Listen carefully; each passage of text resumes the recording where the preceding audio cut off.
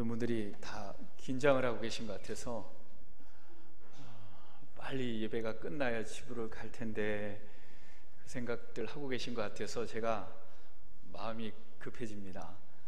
어차피 예배 드리러 오셨고 또 편안하게 예배 끝날 때까지 계시면 좋을 것 같다는 생각이 듭니다. 우리가 계속 창세기 말씀을 묵상하고 있는데 오늘 5번째 말씀입니다. 또 오늘까지 3번에 걸쳐서 이 아브라함의 이야기를 이제 묵상을 하고 있습니다. 하나님으로부터 갈대아 우르 위에서 부름을 받아 가나안 땅에 정착한 이 아브라함, 드디어 25년 만에 하나님이 아브라함에게 약속했던 그 약속의 자녀 이삭이 태어났습니다. 이삭의 출생은 능치 못함이 없으신 전능하신 하나님이 행하신 기적이지요. 이삭이 태어나기 1년 전에 하나님이 아브라함과 사라를 찾아오셨습니다. 그러면서 하나님이 지난주 말씀처럼 나는 전능하신 하나님, 나는 전능한 하나님이라, 하나님 스스로를 그렇게 계시하셨습니다. 그때 하나님이 특별히 내년 이맘때에 내 아들 사라에게 아들이 있을 것이다, 하나님이 이렇게 말씀하셨지만 처음에 아브라함은 믿지 않았습니다.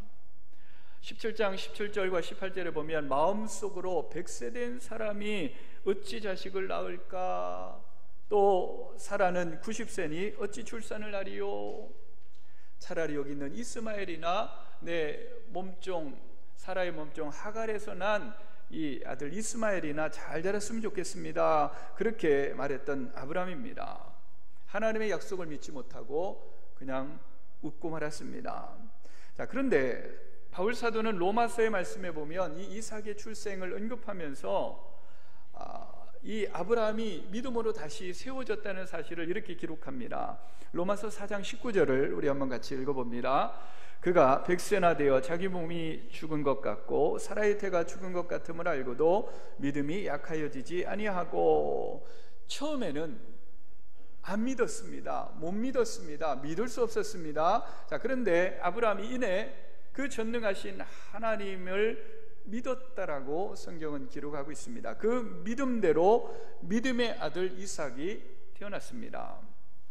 약속의 아들 이삭이 태어나자 아브라함의 아내 사라, 그 사라의 몸종 하갈과 하갈을 통해 태어났던 이스마엘은 이 아브라함의 집에서 내쫓김을 당하게 됩니다. 물론 비록 내쫓김을 당했지만 하나님은 그들에게도 은혜와 긍휼을 베푸셨습니다. 한 큰 민족을 이루도록 하나님이 은혜를 주셨습니다. 자, 자식의 출생을 통해, 이 이삭의 출생을 통해 자식의 문제, 자손의 문제가 해결된 이 아브라함에게는 더 이상 근심거리도 없었고 염려거리도 없었습니다. 그는 계속 부유해져 갔습니다. 또 아브라함은 이 사건으로 말미암아 전능하신 하나님, 전능자 하나님을 그가 크게 경험했습니다. 그러면서 믿음의 조상이라 불리기에 부끄러움이 없을 정도로 그의 아브라함의 믿음도 일취월장합니다. 자, 그런데 오늘 말씀에 보면 하나님이 이 부엘세바라는 곳에 머물고 있었던 아브라함에게 하나님이 어느 날 나타나셨습니다. 우리가 계속 이 창세기 말씀을 묵상하면서 하나님이 아브라함에게 나타났을 때 주로 뭘 했습니까? 내 자녀가 하늘의 별과 같이 바다의 모래알 같이, 그리고 또 무슨 사건이 있으면 그 약속을 한 번 더 확인시켜주고 땅의 약속을 해주시고, 그렇게 하나님이 말씀하셨지만 이번에는 달랐습니다. 오늘 1절 말씀에 보면 아브라함의 믿음을 시험하기 위해 하나님이 아브라함에게 나타나셨다. 하나님이 아브라함을 시험하시려고. 이 시험이라는 단어는 temptation, 유혹이 아니라 아브라함을 테스트하기 위해 하나님이 나타나셨습니다. 우리가 잘 알다시피 이 시험이라는 게 뭡니까? 우리가 시험을 본다, 혹은 그 사람을 시험한다, 테스트한다, 어떤 대상이 알려진 대로 실제로 그러한지를 검증하는 것이 시험입니다. 테스트하는 것입니다. 어떤 사람이 굉장히 지식이 많다고 똑똑하다고 얘기했는데 시험을 보니까 아니에요, 아무것도 몰라요.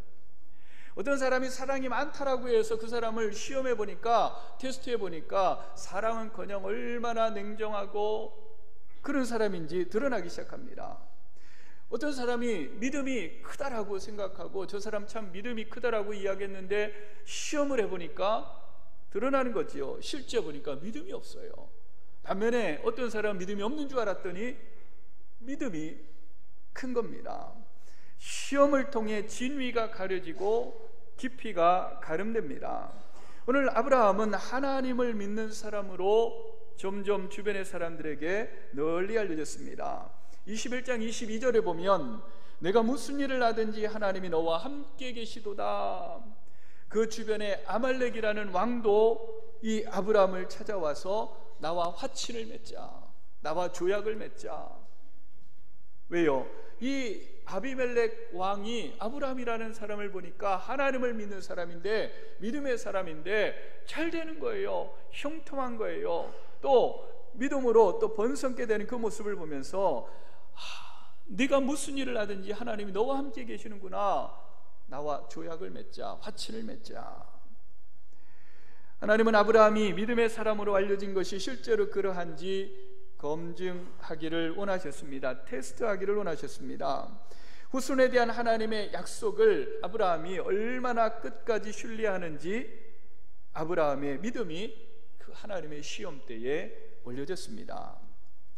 그간에도 여러 번의 하나님의 시험이 아브라함에게 있었습니다. 하지만 하나님의 은혜가 있었기에 망정이지 아브라함은 번번이 실패했습니다. 간신히 턱걸이할 정도, 그 정도의 어떤 믿음을 보였습니다. 자, 이제 아브라함에게 또 누가 보더라도 믿음이 큰 믿음의 조상이라고 불리기 감당할 수 있는 이 아브라함에게 하나님의 마지막 시험이 주어졌습니다. 오늘 아브라함아 하시니 아브라함이 대답합니다. 내가 여기 있나이다. 제가 여기 있습니다. 자, 하나님이 아브라함에게 주신 시험은 오늘 2절에 기록되어 있는데 우리 2절을 한번 같이 읽어봅니다. 여호와께서 이르시되 내 아들 내 사랑하는 독자 이삭을 데리고 모리아 땅으로 가서 내가 내게 일러준 한 산 거기서 그를 번제로 드려라. 시험을 보려면 시험 문제가 있듯이 하나님의 시험 문제는 뭡니까? 100세의 나이에 기적으로 얻은 아들 이 이삭을 저 멀리 내가 지시하는 저 모리아 땅에 있는 한 산에 가서 아들을 제물로 드려라. 번제물로 바쳐라. 번제물로 드리라는 말의 의미는 그냥 죽이는 것이 아니라 죽여서 뼈와 살을 분리해서 각을 뜬다고 그러지요. 각을 떠서 하나님 앞에 태워 드리는 제사입니다. 여러분, 짐승은 그게 가능하겠지만 제물로 짐승이 아니라 사랑하는 아들 이삭을 제물로 드려라. 그것도 번제물로 드리라는 하나님의 명령입니다. 아브라함의 이 아들 이삭을 오늘 여호와 하나님이 삼중적으로 표현을 하는데 내 아들, 내 독자, 내가 사랑하는 이삭. 여러분, 이것이 100세에 낳던 이 아브라함에게 어떤 아들인지를 잘 설명하고 있습니다.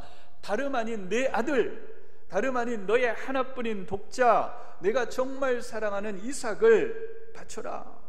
요즘 언어로 표현해 본다면 눈에 넣어도 아프지 않을 자식입니다. 그 자식을 하나님 앞에 바쳐라. 번제물로 바쳐라. 이삭은 노년의 아브라함의 미래였습니다. 그의 희망이었습니다.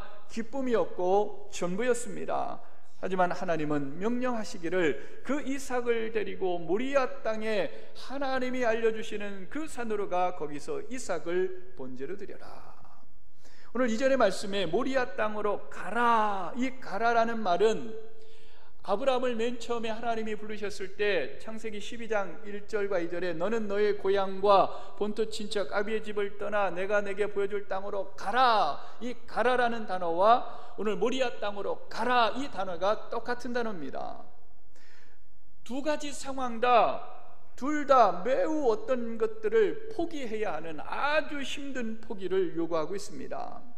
아브라함이 갈대아 우르와 하란에서 본토 친척과 아비의 집을 떠나는 것 쉽지 않았습니다. 결코 쉬운 일이 아니었지만 제가 생각할 때는 그거보다 아들 이삭을 번제물로 드리기 위해 모리아 산으로 떠나라는 이 명령은 더 아브라함을 고통스럽게, 더 아브라함의 마음을 무겁게 만들지 않았을까, 더 어려운 일이 아닐까 그런 생각이 듭니다. 오늘 5절의 말씀에 보면 우리가 궁금한 것 중에 하나가, 그럼 이삭의 나이가 몇 살쯤 되었을까? 내가 아이와 함께, 5절에 이 아이라는 히브리 단어는 10대 청소년을 이야기합니다. 그러면 100세에 나왔으면 아브라함은 한 115세 정도로 우리가 잡고, 그 다음에 이 이삭은 한 15살 정도 이렇게 잡으면 될 것 같습니다. 오늘 사랑하는 성도 여러분, 아브라함은 앞선 21장에서 비록 사라의 몸종 하갈의 태생이었지만 너무나 사랑스러웠던 아들, 그 10대 소년 이스마엘을 잃은 바 된 적이 있습니다. 떠나보낸 적이 있습니다. 그래도 아브라함이 그렇게 할 수 있었던 것은 이삭이 있었기에, 이삭이 남아 있었기에 이스마엘을 떠나보낼 수 있었지. 자, 그런데 이제 하나 남은 그 이삭마저 떠나보내라고 얘기합니다. 죽여 하나님 앞에 번제로 드리라고 얘기합니다. 이삭으로 위안과 미래에 대한 소망을 삼고 지냈던 아브라함입니다. 그런데 하나님이 그 독자 이삭을 요구하셨습니다. 그것도 죽여서 번제로 드리라고 명령하셨습니다. 자, 이때 아브라함은 여기서 혼란스러울 수밖에 없습니다. 여기서 큰 모순을 느낄 수밖에 없었습니다. 분명 약속의 아들 이삭을 하나님이 기적적인 방법을 통해 하나님이 주셨는데 이 이삭을 다시 제물로 바치라 합니다. 이삭을 주셨던 하나님이 이삭을 요구하셨습니다. 만일 하나님의 명령대로 이 이삭을 하나님께 번제물로 만약에 드린다면, 그러면 하늘의 별과 같이 아브라함의 자손을, 그 후손을 번성케 한다는 그 약속은 다시 어떻게 되는가? 이삭 말고는 지금 대를 이을 자손이 없습니다. 아브라함은 이 모순으로 가득 찬 하나님의 명령을 과연 어떻게 이해해야 할지 혼란스러웠습니다. 오늘 사랑하는 성도 여러분, 쉽지 않은 일이지요. 오늘 이것이 하나님께서 아브라함에게 주신 시험이었습니다. 테스트였습니다. 자, 오늘 우리 이삭과 관련된 이 아브라함의 이야기, 우리 하나님을 믿지 않는 그런 분들도 이 아브라함의 이야기를 알 정도로 잘 아는 이야기입니다. 특별히 아브라함과 이삭의 이 이야기를 우리가 하나님께 가장 소중한 것을 드려야 한다, 마치 아브라함이 자신에게 가장 사랑했던 독자, 더구나 아주 나이가 많이 들어 늙어 정말 기적적으로, 기적의 하나님의 은혜로 얻었던, 그러게 더 애착이 가는 자식마저도 하나님 앞에 드렸다, 이렇게 자주 해석을 하곤 합니다. 또 이러한 해석은, 자, 그러면 우리는 어떻게 해야 하는가? 아브라함과 같이 우리도 우리의 가장 소중한 것을 하나님 앞에 드려야 합니다. 드립시다.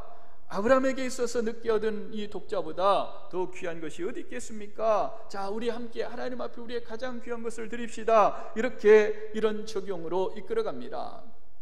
물론 하나님 앞에 우리가 가장 귀한 것을 드린다는 것은 성경적으로 전혀 문제가 되지 않습니다. 또 우리는 성도라면 하나님 앞에 우리의 가장 귀한 것을 드릴 수 있어야 합니다. 자, 하지만 문제는 과연 오늘 이 아브라함과 이삭이, 아들 이삭을 모리아산에서 바치는 이 이야기가 성도가 우리의 가장 소중한 것을 하나님 앞에 드려야 되는 그 교훈을 이끌어내기 위한 말씀인가? 여기에는 우리에게 좀 질문을 던질 필요가 있습니다. 왜요? 그것보다 이 아브라함의 이야기는 훨씬 더 고귀한 영적 교훈이 담겨져 있습니다. 오늘 아브라함은 모리아산으로 떠나지만 그는 전혀 다른 생각을 가지고 이 문제를 접근하고 있습니다. 먼저 이 아브라함은 하나님의 명령에 두말 없이 순종합니다. 3절을 보시면 아브라함이 아침에 일찍 일어났다. 나귀의 안장을 지웁니다. 함께 두 종을 데리고 그의 아들 이삭을 데리고 번제에 쓸 나무를 쪼개어 가지고 하나님이 명령하셨던 모리아산으로 출발을 했습니다. 자, 4절에 보면, 자, 4절도 한번 같이 읽어봅니다. 제3일에 아브라함이 눈을 들어 그곳을 멀리 바라본지라 보알세바에서 모리아산까지는 거의 70여 킬로가 되는 거리입니다. 한 3일쯤 걷는 거리와 떡 맞아 들어갑니다. 자, 하나님이 지시한 그 모리아산 근처에 도착했던 이 아브라함, 자, 이 5절, 우리가 함께 읽을 이 5절은 오늘 성경 말씀 전체를 이해하는 데 가장 중요한 단서들을 제공하고 있습니다. 자, 5절을 같이 읽습니다. 예, 아브라함이 종들에게 이르되 너희는 나귀와 함께 여기서 기다리라. 내가 아이와 함께 저기 가서 예배하고 우리가 너희에게로 돌아오리라 하고. 자, 여기서 좀 정리를 해보면 보십시오. 아브라함이 종들에게 이야기합니다. 너희는 그 두 종을 이야기하지요. 나귀와 함께 여기에 기다려라. 내가 아브라함이 아이와 함께 이삭과 함께 저기에 가서 예배하고, 또 우리가, 이 우리는 누구를 이야기할까요? 아브라함과 이삭이 너희에게로 그 두 종에게 돌아오겠다.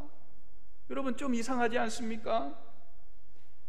번제를 드리러 가는데 아들을 번제로 드리고 어떻게 같이 내려오겠다는 겁니까? 자, 오늘 이 말씀 앞에 우리가 약간 이 성경이 기록되었던, 이 구약이 기록되었던 히브리어 문법을 좀 우리가 살펴볼 필요가 있는데, 우리 말에는 주어가 단수 복수가 이렇게 나타나죠. 예를 들면 나는, 이것은 단수입니다. 하지만 우리는 이렇게 얘기할 때는 복수입니다. 하지만 우리의 단수 복수는 구별이 되지만 동사를 사용할 때는 그 동사가 단수인지 복수인지 우리 한글에는 구별이 되지 않습니다. 자, 예를 들면 내가 산으로 올라갔다, 이 올라갔다라는 단어와 나와 아들이, 예를 들면 우리가 산으로 올라갔다 하면 동사는 똑같이 올라갔다라는 단어를 씁니다. 주어가 단수이든 복수이든 올라갔다 똑같이 표현합니다. 이건 한글의 문법입니다. 자, 그런데 이 구약 성경이 기록된 히브리어 문법은 주어가 단수일 때는 단수 동사를 사용하고, 주어가 복수일 때는 복수 동사를 사용합니다. 다릅니다. 즉, 내가 산으로 올라갔다, 나와 아들이 산으로 올라갔다 하면 한글 말은 똑같이 올라갔다라고 문자가 똑같지만 히브리 말은 달라요. 오늘 사랑하는 성도 여러분, 자, 오늘 5절의 말씀을 보면 우리가 히브리어 말을 읽지는 않지만 모두 동사가 복수형으로 되어 있습니다. 즉, 내가 아이와 함께 저곳에 가서 예배하고, 내가 아이니까 복수잖아요. 예배하고라는 단어 자체가 복수형 동사를 쓰고 있습니다. 자, 그러면 또 우리가 너희에게 돌아오리라, 여기서도 돌아온다는 단어가 복수형 동사를 사용하고 있습니다. 물론 한글 성경은 정확하게 언급을 하고 있습니다. 우리가 돌아온다. 아브라함 혼자 돌아오는 게 아니라 우리가 돌아오겠다. 예전 성경, 지금 우리가 개역 개정판 성경을 쓰고 있지만 예전 성경에는 내가 아이와 저기 가서 예배하고 너희에게로 돌아오리라 해서 우리가라는 단어가 빠져 있습니다. 자, 그러니까 사람들이 어떻게 이 5절의 말씀을 많이 이해했냐면, 아브라함이 모리아 산에 올라갈 때 둘이 올라갔지만 아들에게 제물을 바치고 아브라함이 혼자 내려올 생각을 했구나, 이렇게 해석을 많이 했습니다. 자, 그런데 성경이 바뀌면서 번역을 정확하게 했습니다. 내가 아이와 함께 같이 가서 예배하고 나서 그 아이와 함께 너희에게로 돌아오겠다. 근데 문제가 생기지요. 그러면 번제를 드리는 그 이삭은 어떻게 되는 겁니까? 죽이러 데리고 갔는데 어떻게 다시 내려온다는 겁니까? 오늘 사랑하는 성도 여러분, 오늘 가장 소중한 독자 이삭을 하나님께 바치기로 작정했다는 이 생각에 혼란을 좀 가져올 수 있는데, 분명 맞습니다. 하지만 아브라함은 그 모리아 산에 올라갈 때에 하나님으로 인하여 더 큰 그림을 가지고 모리아 산으로 올라갔습니다. 사랑하는 아들 이삭을 죽여 번제를 드릴 각오만 가지고 종들에게 이렇게 이야기하지 않았습니다. 만약 아브라함이 그런 의도와 목적과 생각을 가지고 이야기했다면 아브라함이 돌아올 때는 혼자여야지요. 돌아오겠다는 그 말 속에 복수형 동사를 사용할 수 없습니다. 그리고 오늘 성경에서처럼 우리가 너희에게로 돌아오겠다, 같이 돌아오겠다, 우리라는 이 표현을 사용할 수 없습니다. 오늘 사랑하는 성도 여러분, 그런데 오늘 아브라함은 분명히 뭐라고 얘기합니까? 내가 함께 가서 예배하고 우리가 너희에게 돌아오겠다. 즉, 아브라함은 처음에 출발할 때부터, 애초부터 하나님께 이삭을 드리고 혼자 돌아올 생각이 없었습니다. 즉, 이 5절의 말씀은요, 이 아브라함의 신앙의 고백이자 아브라함의 간절한 하나님을 향한 기도이자, 어떤 방식으로 하나님이 어떻게 일하실 줄은 알 수 없지만 아브라함은 지금 소망하고 있습니다. 확신하고 있습니다. 하나님이 아들과 함께 다시 종들에게 돌아오게 하실 것이다. 내가 아이와 저기 가서 예배하고 우리가 너희에게 돌아오겠다. 아직도 의심이 많은 분들은 그거는 아브라함이 이 아들 이삭이 염려할까봐, 걱정할까봐, 주변에 그 종들이 듣고 있으니까 그냥 놀랄까봐 체면차리 한 말이지, 그렇게 생각하는 분들이 있을는지 모르겠습니다. 하지만 사랑하는 성도 여러분, 오늘 아브라함이 사랑하는 아들 이삭을 헌신한 마음으로 단순하게 하나님께 드리려고만 하지만은 않았다는 것은 이 창세기 본문을 해석하고 있는 히브리서 11장 19절을 보면 더 명확하게 드러나고 있습니다. 자, 한번 같이 읽어봅니다. 아브라함은 시험을 받을 때에 믿음으로 이삭을 드렸으니 그는 약속을 받은 자로 돼 그 외아들을 드렸느니라. 그에게 이미 말씀하시기를 내 자손이라 칭할 자는 이삭으로 말미암으라 하셨으나 그가 하나님이 능히 이삭을 죽은 자 가운데서 다시 살리실 줄을 생각한지라. 여러분, 본절의 내용을 좀 음미해 보면 아브라함은 시험을 받을 때에 지금 창세기 22장의 상황을 이야기합니다. 자, 그는 약속을 받은 자로 돼, 아브라함은 약속을 받은 자였습니다. 그 외아들 이삭을 드렸느니라. 하나님은 아브라함에게 약속하셨습니다. 너의 자손이 많아져서 하늘의 별과 같이 바다의 모래와 같이 될 것이다 약속하셨습니다. 즉 아브라함은 이 하나님의 약속을 받은 자입니다. 자, 그리고 이삭은 이 하나님의 약속을 성취하기 위하여 태어난 약속의 자녀입니다. 자, 따라서 하나님이 아브라함에게 하신 약속을 성취하기 위해서는 이삭은 죽으면 돼요, 안 돼요? 죽으면 안 돼요. 이삭은 절대로 죽으면 안 돼요. 죽여서는 안 됩니다. 히브리서 11장 18절에 그에게 이미 말씀하시기를 내 자손이라 칭할 자는 이삭으로 말미암아 하셨으니, 사라의 여종 하갈을 통해 태어난 이스마엘을 과감하게 떠나보낸 것도 이스마엘은 약속의 자녀가 아니기 때문입니다. 하나님은 분명히 이삭을 통해 아브라함에게 약속했어요. 이삭을 통해 너희의 자손이 하늘의 별과 같이 번성하게 될 것이다. 이삭을 통해 그 약속은 성취될 것이다. 자, 약속의 자녀 이삭은 어떻게 된다고요? 반드시 살아있어야 합니다. 죽으면 안 돼요. 자, 그런데 오늘 17절에 아브라함은 시험을 받을 때에 믿음으로 이삭을 드렸으니, 믿음으로 이삭을 드렸다. 이삭이 약속을 성취하기 위하여 태어난 자녀임에도 불구하고 아브라함은 그 이삭을 믿음으로 하나님 앞에 드렸습니다. 사랑하는 성도 여러분, 지금 이삭은 결혼도 하지 않았습니다. 아들이라도 하나 남겨놓고 죽는다면 모르겠지만 지금 이삭이 죽으면 어떻게 된다고요? 하나님의 약속은 다 끝장입니다. 모든 것이 끝입니다. 자, 그런데 오늘 히브리서 11장, 이 창세기 22장을 해석하고 있는 히브리 11장의 말씀의 강조점은 따라해 보십시오. 그럼에도 불구하고 믿음으로 아브라함은 이삭을 드렸다는 데 있습니다. 지금 우리는 굉장히 혼란스럽습니다. 마찬가지로 아브라함도 딜레마에 빠졌습니다. 아니, 어떻게 하나님은 이삭을 통하여 자손이 번성할 것이라고 말씀하시면서 동시에 이삭을 죽여 제물로 삼으라 하시는가? 아브라함도 논리적인 모순 때문에 혼란스러웠습니다. 혼동스러웠습니다. 아브라함은 하나님의 의중을 도무지 헤아리기 쉽지 않았습니다. 즉 지금 아브라함이 봉착한 이 상황은 하나님의 두 개의 계시가 충돌을 일으킨 상황입니다. 자, 아들 이삭을 통하여 자손이 번성할 것이라는 하나님의 약속이 하나 있고, 또 지금 내 독자 이삭을 죽여 제물로 바쳐라 하나님의 명령이 하나 있고, 이 약속과 명령이 충돌을 하고 있습니다. 아브라함의 고민은 하나님이 나의 하나밖에 없는 아들을 달라고 하시는구나, 이거 어떻게 해야 되지, 어찌하지, 할 수 없지, 하나님이 달라고 하시니까 드릴 수밖에, 내가 믿음으로 순종해야지, 믿음으로 드려야지, 그게 아니에요. 아브라함은 분명히 하나님의 약속을 믿었습니다. 자신의 후손이 이삭으로 말미암을 것을 확신했습니다. 자, 그러기에 아브라함의 고민은 이거예요. 이삭이 죽으면 안 된다는 것을, 그 사실을 나보다도 누가 더 잘 알고 계십니까? 하나님이 알고 계시는데 왜 하나님은 나에게 이 상충되는 두 종류의 계시를 주시는가? 이것을 신학적인 용어를 빌린다면 언약과 명령이 충돌한 것입니다.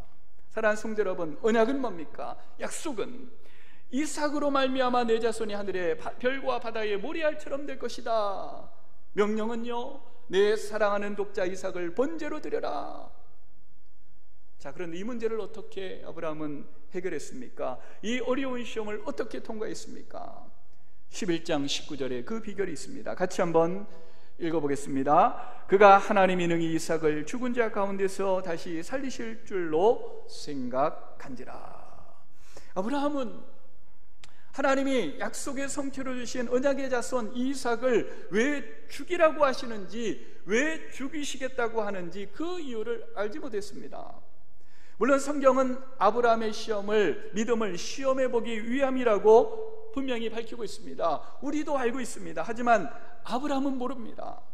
왜 하나님이 약속의 자손 이삭을 죽이라 하시는가? 당혹스럽습니다. 그러나 아브라함은 이렇게 하나님의 약속과 언약과 명령이 충돌할 때에 오늘 11장 히브리서 11장 19절의 고백과 같이 그가 능히, 하나님이 능히 이삭을 죽은 자 가운데서 다시 살리실 줄 생각한지라. 여기에 해답이 있습니다. 오늘 사랑하는 성도 여러분, 아브라함은 그 당시에 그 누구도, 아무도 죽었던 사람이 다시 살아날 수 있다는 것을 알지도 믿지도 꿈의 상상도 꿈꾸지도 못했던 그 시절에 어땠습니까? 인생의 궁극적인 절망인 사망을 하나님은 이기실 수 있다라고 그는 믿었습니다. 그 믿음이 놀라운 거지요. 아무도 그런 생각을 하지 못할 그때에 하나님 오래전에 주신 언약의 말씀, 지금 명령이 충돌하고 있습니다. 자, 그렇다면 하나님은 당신이 약속하신 그 언약을 지키기 위해서라도, 내가 하나님의 명령대로 순종하여 이삭을 설령 죽인다 하더라도 하나님은 다시 이삭을 살리실 것이다. 사랑하는 성도 여러분, 아브라함은 죽은 자도 다시 살리시는 하나님의 능력을 믿고 순종하기로 합니다. 오늘 그렇다면 이 아브라함의 믿음은 어디로부터 나왔을까? 바로 이삭이 태어나기 전에 아브라함은 하나님의 약속을 믿었음에도 불구하고 온전히 그 하나님의 초월적인 전능자의 능력을 신뢰하지 못했습니다. 어떻게 합니까? 그래서 조카 롯을, 이어서 집에서 길리웠던 종 엘리에셀을 통해, 첩을 통해 얻었던 이스마엘을 통해 하나님의 약속을 스스로 이루어보려고 노력을 했습니다. 하나님의 초월적인 능력을 전적으로 의지하지 않았습니다. 하지만 그의 나이 99세 때에 17장 1절에 전능자 하나님으로, 전능하신 하나님으로 나타나신 여호와 하나님을 다시 경험하면서 아브라함의 믿음이 다시 세워지기 시작하는데, 로마서 4장 19절의 고백과 같이 우리 한번 같이 읽어봅니다. 그가 100세나 되어 자기 몸이 죽은 것 같고 사라의 태가 죽은 것 같음을 알고도 믿음이 약하여지지 아니하고, 아브라함은 하나님의 전능하심을 믿었습니다. 그 믿음대로 기적의 아들 이삭이 태어났습니다. 아브라함은 하나님께서 이삭을 태어나게 하신 그 사건, 사라의 죽은 태를 여신 그 하나님, 전능자 하나님을 경험함으로 아브라함의 믿음은 더 확고해졌습니다. 즉 아브라함은 초월적인 하나님의 능력을 그 사건을 통해 비로소 믿게 되었습니다. 로마서 4장 17절은 그가 믿은 바 하나님은 죽은 자를 살리시며 없는 것을 있는 것으로 부르시느니라. 아브라함은 그걸 믿었어요. 하나님은 죽는 자도 죽은 자도 살리시는 하나님이시다.